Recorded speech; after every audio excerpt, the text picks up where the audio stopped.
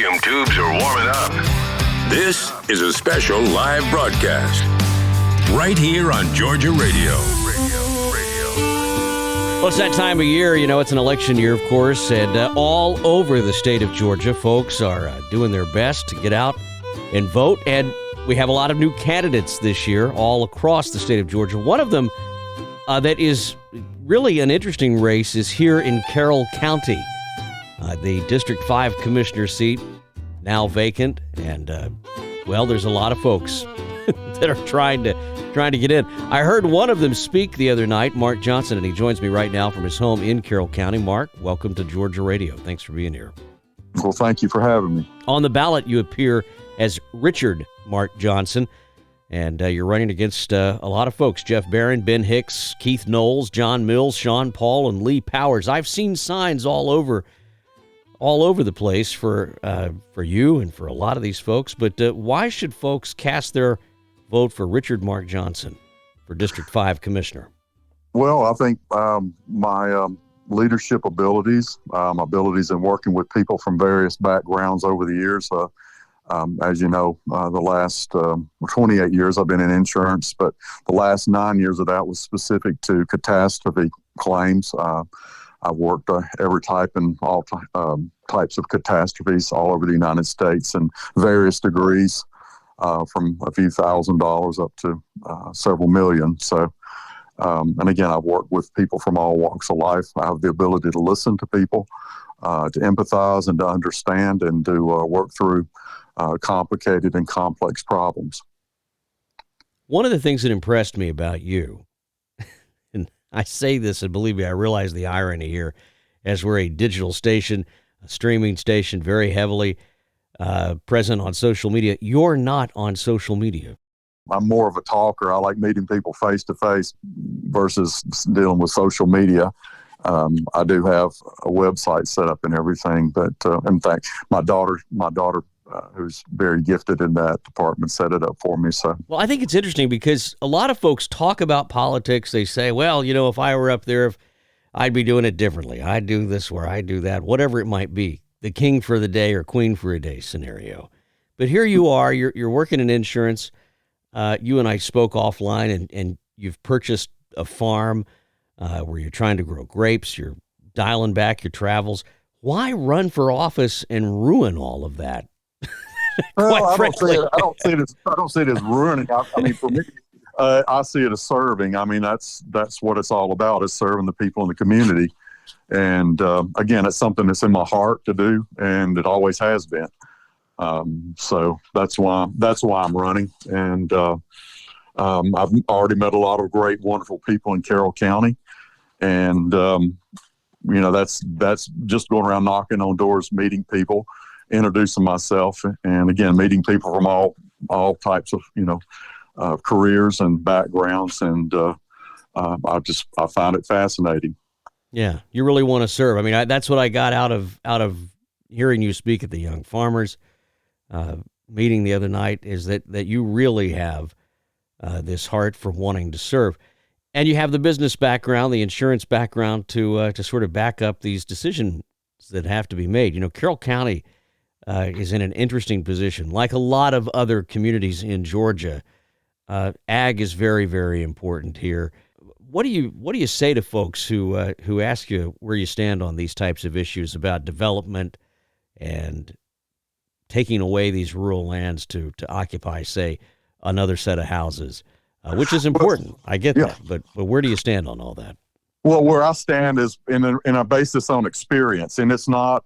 This isn't rocket science. I've seen it unfold too many times where heard the same song and dance.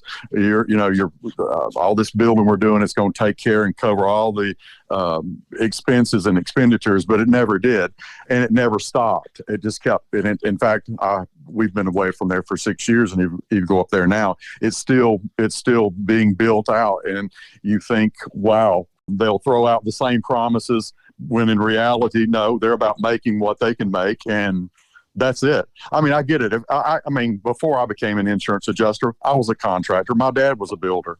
And so I get it and understand it if that's the way you make your living. But one of the greatest concerns that people have are they going to be able to afford to live here, even if they own their home and their property?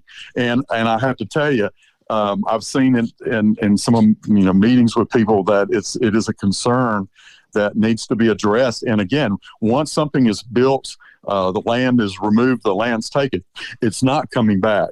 They don't ever come in and tear down a subdivision to put a farm back in. You really struck a chord there that if you build a house, they're not gonna tear it down and build a farm. And No, that's the reality of it all. Clearly, you're passionate about this, and there was a decision somewhere along the way where you and your family said, "No, I think you ought to do this. I think you ought to run for a local office." Talk to me about that decision to go ahead and put your shingle out there on Main Street.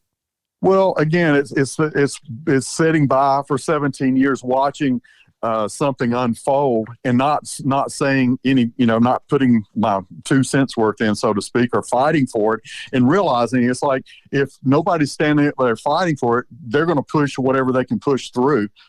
Again, this is my home. This is where I'm going to spend the rest of my life. I want to be buried here. And if it's, and I want this to be a place that my children and my grandchildren can come and live and stay. I want it to be a good place where, there's the crime rate is low. We have great schools in Carroll County. I'll fight for the schools, and we have great employees, city employees. Again, and going around meeting people, it's like, wow. They're gifted people, and you don't, again, in our day and time, when you have somebody that's gifted in something, you want to keep them and utilize their skill set, because it's not something, most of these skills are things that you'll acquire over time. They're not something you just walk in and pick up. And so I'm, again, as far as my passion, that's where I am, about serving and about fighting, and I'll speak out. I have nobody as far as my campaign. I'm paying for my campaign. I don't have you don't have a campaign manager. And I don't have contractors or anybody else. Yeah. Because again, don't tell me that somebody that's sitting here putting money into somebody's campaign ain't going to come back and ask for something down the road. Because again, when you start dealing with big money and money's rolling here and there, it's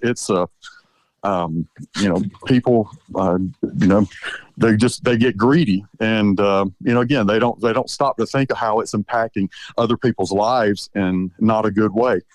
You just want to grow your grapes someday and sit back there on the farm. I want to grow my grapes. Yes, back about 9 years ago, I was out in Napa, California. I was working the wildfires out there, and I was handling claims on vineyards and orchards, and I just in meeting some of these people, I got the bug to start to try to grow grapes here, and the challenges that you face. Well, what were you telling me about grapes, though? This was big stuff in Carroll County. Grapes once grew rather prevalently. Yeah, back before Prohibition, Georgia was one of the largest wine-producing states in the Southeast. That is just that is something you never hear about. And what part of Georgia was successful in that? The north area, the north region here in Georgia was probably one of the most prominent. But I haven't, I couldn't say that with, total assurance. But we have a friend that's big into wine, and I don't have the money to be big into wine, but they live over in England, and they said, well, you grow those foxy grapes down there in Georgia, don't you? And I said, you mean muscadine? And she said, yeah, those foxy grapes. And I wish I'd known what you just said now or then, because, that would have been really great to fire back and say, well, hey, we were once the largest producer of grapes. Yeah, and again, muscadines, they're very adaptable to the heat and humidity, and that's where we live at. Is one of something that we have to fight and contend with is heat and humidity, and it's a constant. You have to be vigilant. And, in my travels, I several years ago, I was looking at my grapes, and they had beautiful clusters. And I said to myself, I think I've finally arrived. And 2 days later, I was in Minnesota. My wife sent me a picture. They were eating up with downy mildew. That's the way it goes, isn't it? Well, yeah. So maybe next year. Well, look, I wish you the best of luck. And I think your story is so incredible, because here's a guy that wants to serve, paying for his own campaign, and you're doing this because you just want to see this place, Carroll County, continue. And I think if there's someone that's on the fence, maybe listening to you and hearing this passion in your voice, maybe they'll get out and want to run for a local office next time the election cycle comes out. It's not easy, and here you are doing it and I just love this, not on social media, which I think is great. I mean, the everyman trying to run here, and you're on the ballot as Richard Mark Johnson. Is that correct? That is correct. All right. Well, thanks for coming on here, and best of luck in the race. Well, thank you. I appreciate the opportunity. Country, that's what I grew up listening to. Georgia Radio. We love you more than peanuts and peaches. So glad you're here.